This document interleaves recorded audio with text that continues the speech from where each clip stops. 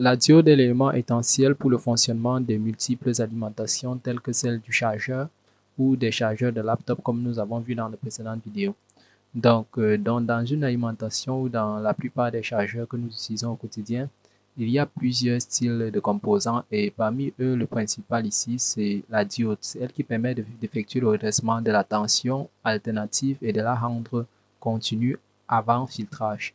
Donc, dans une alimentation, il y a généralement 4 diodes si, bien sûr, on effectue un pont tout diode. Donc, la diode, c'est un élément semi-conducteur qui permet de laisser passer le courant dans un seul sens. Donc, elle se constitue de deux pins, une anode et une cathode. Donc, la diode a deux pins principales, l'anode par laquelle nous devons envoyer une tension positive et la cathode par laquelle nous devons envoyer une tension négative. Donc, une simulation du fonctionnement de la diode permet bien d'indiquer qu'elle fonctionne, qu'elle laisse passer le courant dans un seul sens. Et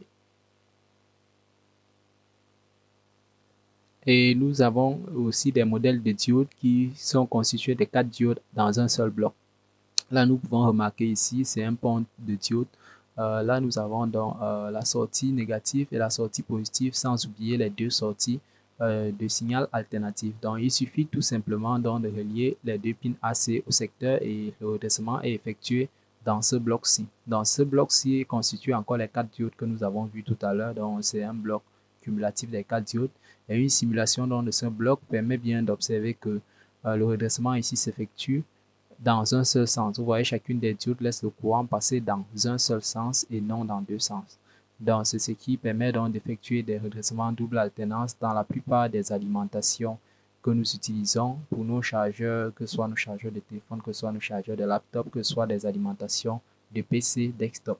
Donc, si nous analysons de plus près et que nous essayons d'alimenter dans une diode à l'aide d'une batterie 3,3 volts, nous verrons que si nous plaçons dans une batterie 3,3 volts des pins plus ou moins, nous allons constater que si nous plaçons le plus de la batterie à l'anode de la diode et le moins de la batterie à sa cathode, il s'effectue donc une circulation de courant qui polarise donc les ions Pn dans le sens direct.